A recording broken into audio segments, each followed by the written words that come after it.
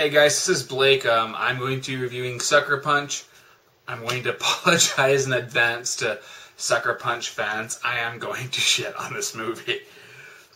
I almost full-on hated it. I like the director. I like Zack Snyder. He's done some good stuff in the past. But this movie is just what happens when you take a very visual director and just let him do what the fuck he wants. Visual directors like him, George Lucas, Wes Craven, they have very little to no concept of narrative and story. Therefore, when they become top dogs who have no one to really control them, to reel them in, they just make movies that are high on visuals but low on everything else. In the case of Sucker Punch, the problem with this movie isn't that it has a crapload of visuals and a crapload of action, it's that it has all this stuff and the wrong plot. The plot and the action are constantly fighting each other. It's as if Zack Snyder thought, okay, I'm going to make this movie about these hot chicks with samurai swords, and they fight undead Nazis, demonic samurai, robots, orcs, dragons, and it'll be awesome. And it does sound awesome, but you don't put that in a movie where some pretentious plot about a girl who's imagining her way out of a bad situation. First off, they didn't really think all this stuff through. Why is she imagining herself in a brothel? You know, if you've seen Pan's Labyrinth, Chronicles of Narnia, or a bunch of movies like that, they always try to think of happier places. But the brothel, why replace that hell with a hell just as bad? It's just weird. And then when she does her little dance sequences, and that's when she imagines herself fighting samurai and stuff like that. First off, it doesn't make... Sorry. It doesn't make sense considering the time frame. The movie's supposed to take place in the 50s. So why is she carrying a samurai sword? At this point, the Japanese were still not very popular among Americans. This actually might explain why she's fighting undead Nazis and demonic samurai. But the whole her using the samurai sword thing looks too bit otaku-ish, and it doesn't make sense considering it takes place in the 1950s. But I can overlook that kind of stuff. The problem is that the visuals, for the most part, mean nothing. They add nothing to the narrative. When you take something like Inception, for all its visuals, all those visuals had something to do with what was going on. They represented something.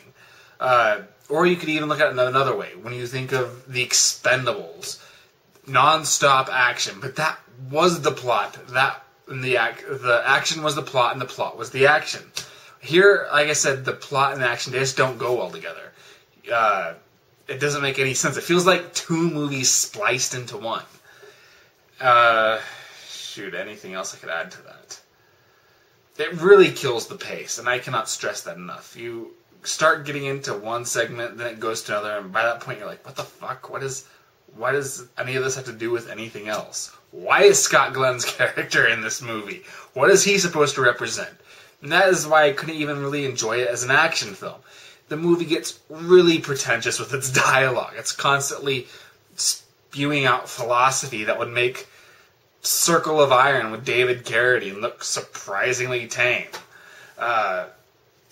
There's a message that just feels tacked on and doesn't really make any sense considering what the rest of this movie has been telling us. And eventually it even betrays its own logic. Shit that starts happening in the dream world, the film strongly suggests that it's happening in the real world. She's just looking at it differently, obviously. But when some shit happens at the end, I'm trying to think, what is this representing in the real world?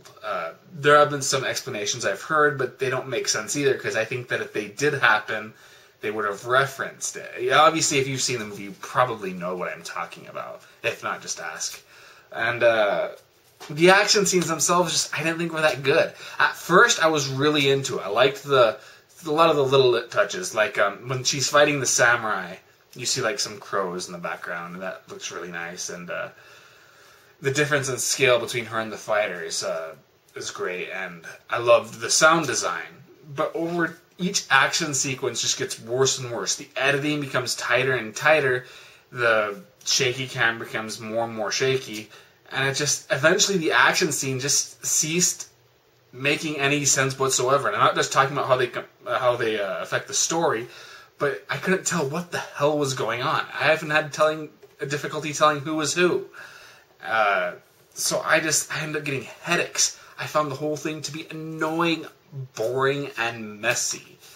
So, I don't know. If you like the movie, it's probably because you like the visuals, and that is fine. I did not like the visuals. I thought Zack Snyder became too self-indulgent, both in his attempts to tell a story, which he really fails at, and in his action films, which I didn't particularly care for either. I thought the fight scene between the comedian and his killer in the opening of Watchmen was far better in itself than anything this entire movie in terms of its action. I mean, that action scene was awesome, but nothing here even comes close to matching that. And this is the type of movie that really could have used that. So, if you want to read my full written review, just check the link in my description. I did not like Sucker Punch. I consider it to be the worst movie of 2011 so far. And yeah, I have seen Season of the Witch.